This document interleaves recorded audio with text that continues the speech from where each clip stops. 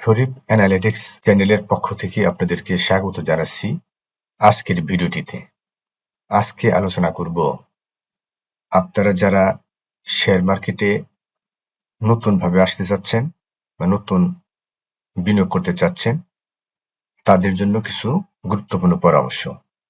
আশা করি ভিডিওটি আপনাদের অনেক হেল্পফুল হবে, অনেক কাজে লাগবে।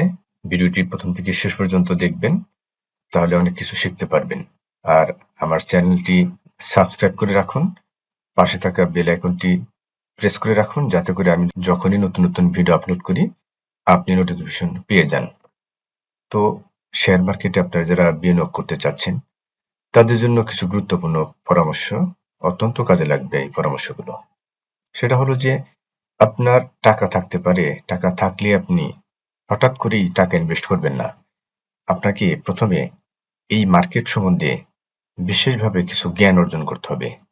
তার মধ্যে number 1 fundamental analysis, technical analysis, sentiment analysis এবং বা ক্যান্ডেলস্টিক প্যাটার্ন অ্যানালাইসিস। তো এই বিষয়গুলো নিয়ে আমি ভিডিও করতেছি, প্লেলিস্ট করতেছি। তো আপনি যদি এই চ্যানেলটিতে সাবস্ক্রাইব করে রাখুন তাহলে আপনার কাছে নোটিফিকেশন যাবে, আপনি এগুলো পর্যায়ক্রমে দেখতে পারবেন। তো আপনাকে একটা সময় ঠিক করতে হবে যে আপনি 3 মাস আপনাকে স্টাডি করতে হবে, ফান্ডামেন্টাল স্টাডি করতে হবে, টেকনিক্যাল বিষয়ের উপরে স্টাডি করতে হবে, সেন্টিমেন্টের উপরে স্টাডি করতে হবে, ক্যান্ডেলস্টিক প্যাটার্ন। এটা হলো ক্যান্ডেলস্টিক প্যাটার্ন। এই যে এগুলোর কোনটার কি মিন করে এগুলো আপনাদেরকে আমি পর্যায়ক্রমে জানাবো। আপনারা ইদানিং ফেসবুকে গেলে দেখা যায় যে আপনারা জিজ্ঞেস করেন কোন স্টকটা কিনলে ভালো হতে পারে, কত টাকা ইনভেস্ট করলে ভালো হয়, কখন এন্ট্রি নিতে হবে, কখন এক্সিট নিতে হবে, কখন বাই সিগন্যাল, কখন সেল সিগন্যাল। এগুলো আপনাকে কারো কাছে যেতে হবে না।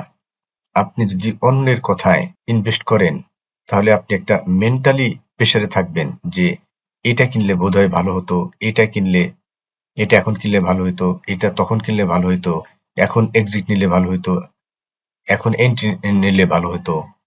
আপনি যদি ফান্ডামেন্টাল স্টাডি করেন, টেকনিক্যাল স্টাডি করেন, সেন্টিমেন্ট অ্যানালিসিস করেন বা ক্যান্ডেলস্টিক প্যাটার্ন অ্যানালিসিস করেন, আপনি নিজে নিজেই শিখতে পারবেন। এটা হলো বেস্ট, কারো কাছে যেতে হবে না আপনাদের।